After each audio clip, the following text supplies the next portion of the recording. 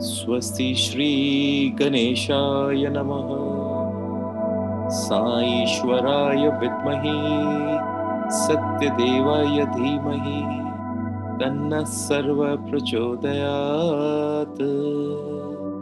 Om Sahna Vavatu Sahno Bhunaktu Sahaviryam Karvavahe Tejasvinavaditamastu ma vidvishavahe. Om Shri Gurubhyo Namaha. Hari Om. Asato ma sagamaya tamaso ma jyotirgamaya mrityorma Amritam Gamaya. Om Sarve Bhavantu Sukhinaha Sarve Santu Niramayaha Sarve Bhadrani Pashyantu Ma Kaschit Dukh Bhagabhave. Om Purnamada Purnamidam Purnat Purnamudachyate Purnasya Purnamadaya Purnameva Vashishyate. Om Shanti Shanti Shanti.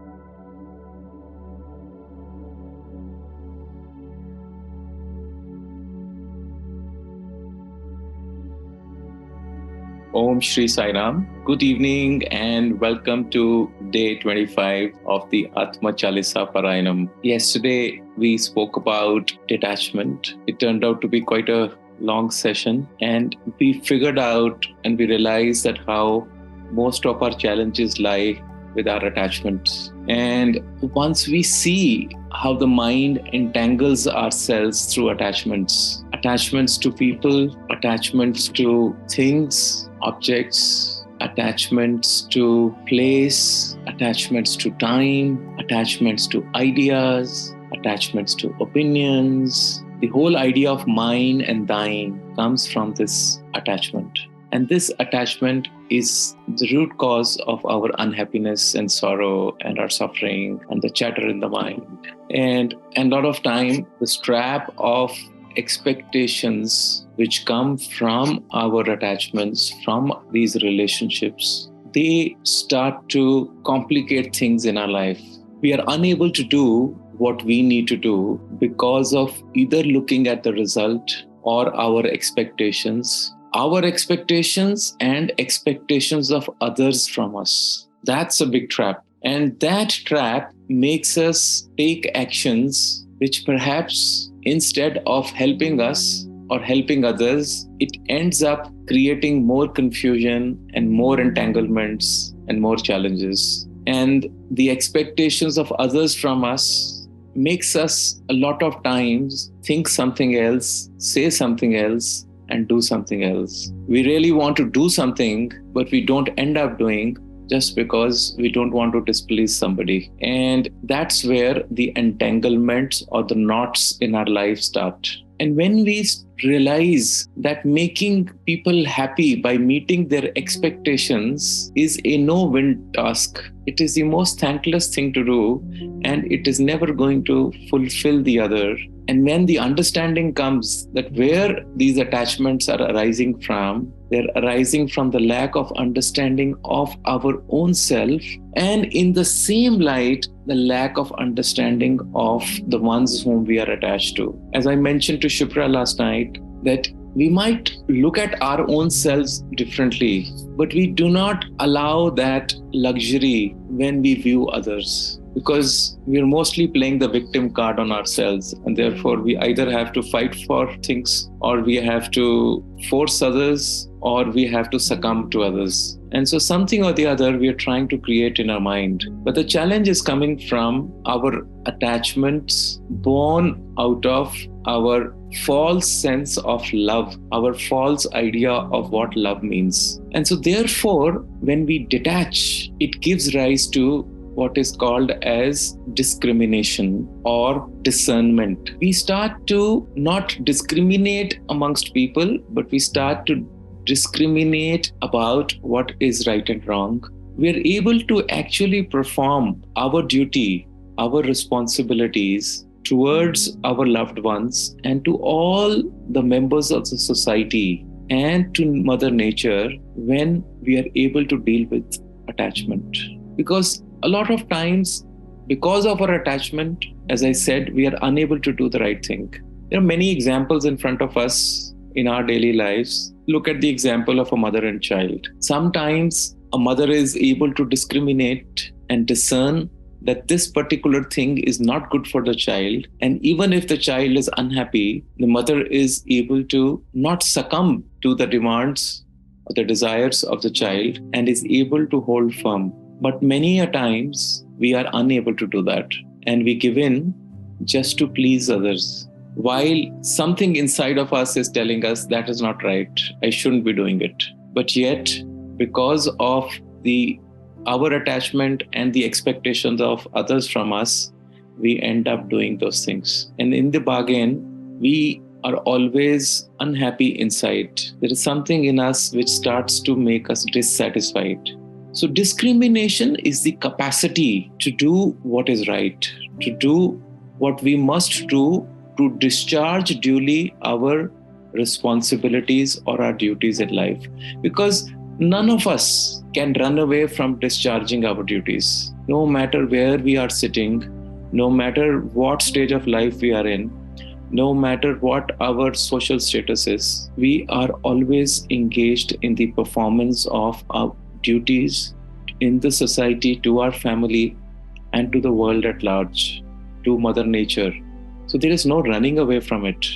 But how do we do it skillfully, in perfection, and do it in a way that gives us that inner joy that we are looking for, without having to compromise, without having to get deterred by the consequences, or whether to give in trying to please someone? That is the ability to discriminate, to discern, to be able to do what we have to do in the best possible way. That's the reason why our Upanishads and the whole Vedanta philosophy says that the two angels that walk with you on your journey towards self-realization, towards realizing the divinity that is inherent in each of us, the two angels who walk on the left side and the right side are called Viveka and Vairagya. Vairagya is detachment, and Viveka is that ability to discriminate and discern. And both feed each other. It's very difficult to say which comes first, but it is very clear that when we start detaching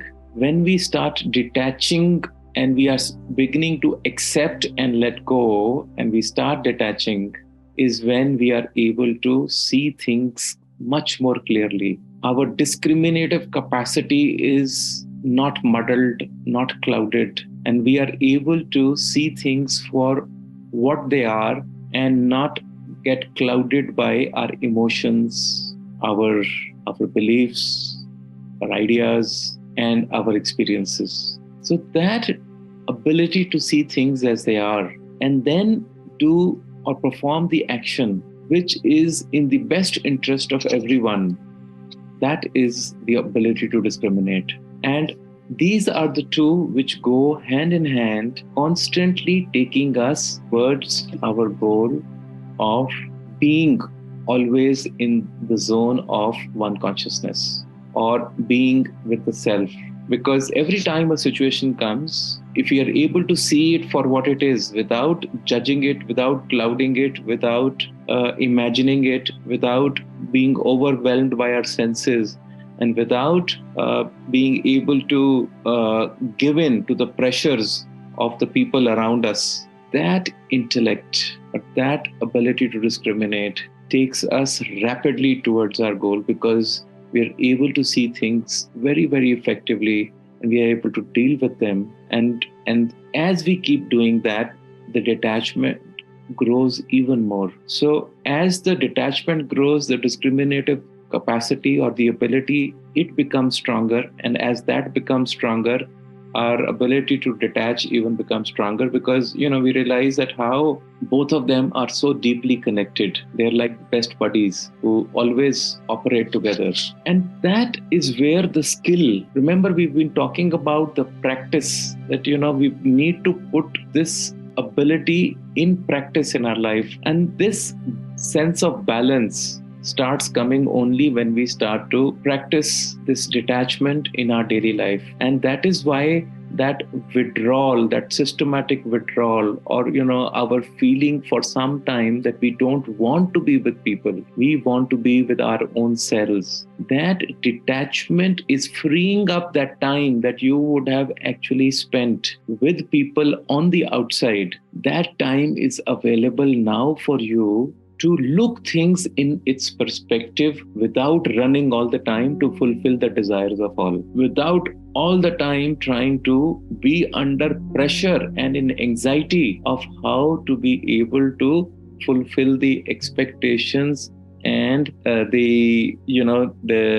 desires that the others have of us. And it's a no-win situation. And that is why we feel exhausted trying to be a pleaser, and we end up not pleasing our own selves. So we must know that the only way we can make others happy is not by fulfilling their expectations, is by spreading the joy which is within us and sharing with everybody. It is by loving everyone and serving everyone. But for that, first we must know ourselves. As the message I posted of Shirdi Baba today, that when we know our own selves, then we know everybody else. Ham Brahma, Sarvam Brahma. God knows us because God knows itself. And the path of being joyous and creating joy for all the people who are in our lives is not the path of confrontation, is not the path of trying to fulfill the expectations, but to experience the joy within us, who we truly are, and then that joy will spread to everybody else. And that's why we have said many times in the past that the Upanishads say that the primary duty of every human being of being service and assistance to all the other members of the society is Atmano Mokshartam Jagatitaya Cha. That if we experience self-realization, if we experience this liberation away from the pulls and pressures of this illusory world, and if we understand that everybody else is also as divine, and everybody else has also come for their own mission, and that they were our children, they are our children in this present lifetime, but they are also eternal souls, and they have been on this mission also for a long period of time. They had a different set of parents and a different set of relationships in the past lifetime. And we start discriminating truly who we are and apply the same principle on the people around us. I think something suddenly loosens up, and we are able to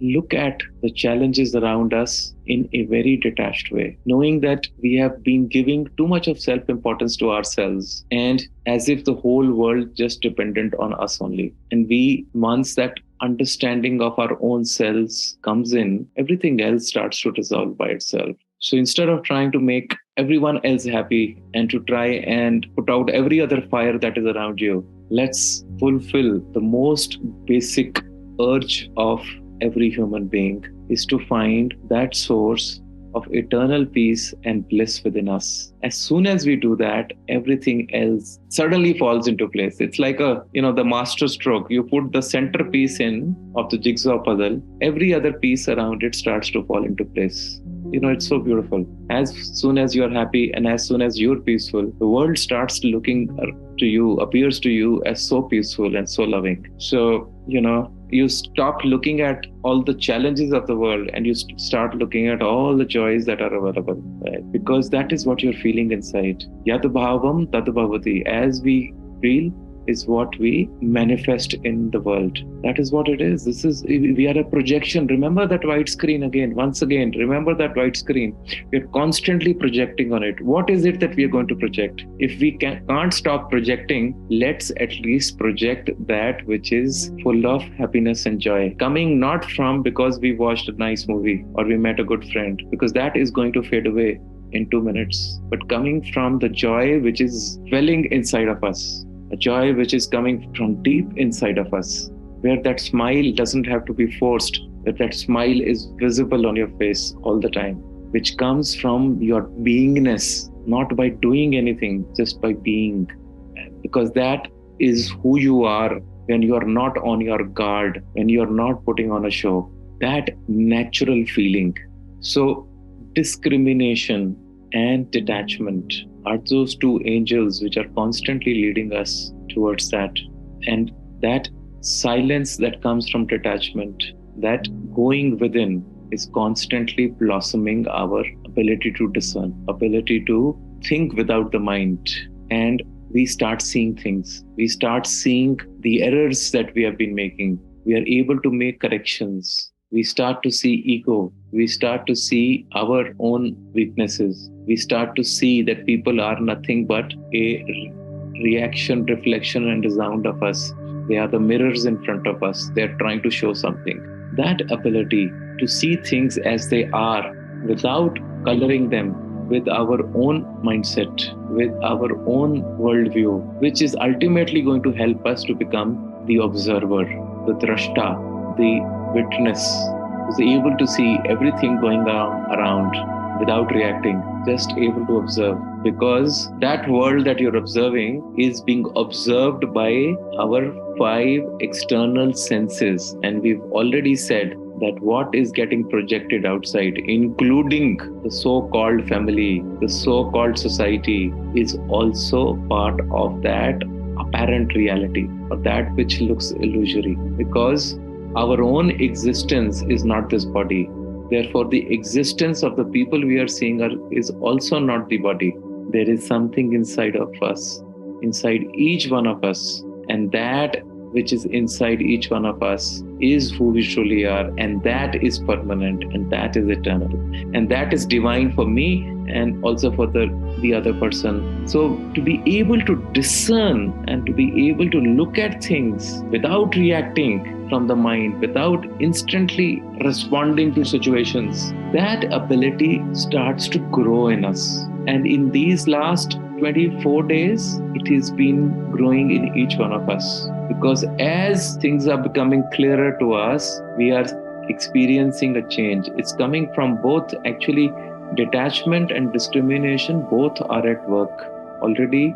And each one of you can start looking at it and realizing where both of them are kicking in. So these are the twins that you have heard about. I want you to, reflect upon it. I want you to today think about this, that how beautifully, as the mind starts to, as you stop responding to the urges of the mind, there is something that is already happening within us. And that something starts to shift our focus from the outward to the inward. So with that thought, I would like to close the discussion for the day. And I want to congratulate you, all of you, that, we've done 25 days. And now it seems that very few days are left. So I was wondering today, what am I going to do after these 40 days?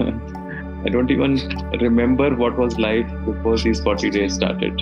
So I hope you're sharing this joy that I have. And I want to thank all of you for giving me this joy of bringing this up to you and bringing this understanding of life and our journeys towards this experience of happiness. Thank you, Sairam. Lots of love. Samast loka sukhino bhavantu. Samast loka sukhino bhavantu. Samast Loka Sukhino Bhavantu. Om Shanti, Shanti, Shanti.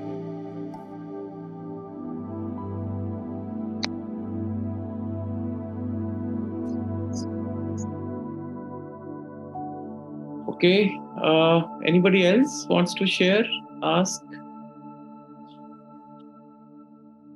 All right, so then we'll close the session today. I want to thank all of you for being here. Lots of love and light. Thank you so much. Sai Ram. Bye-bye.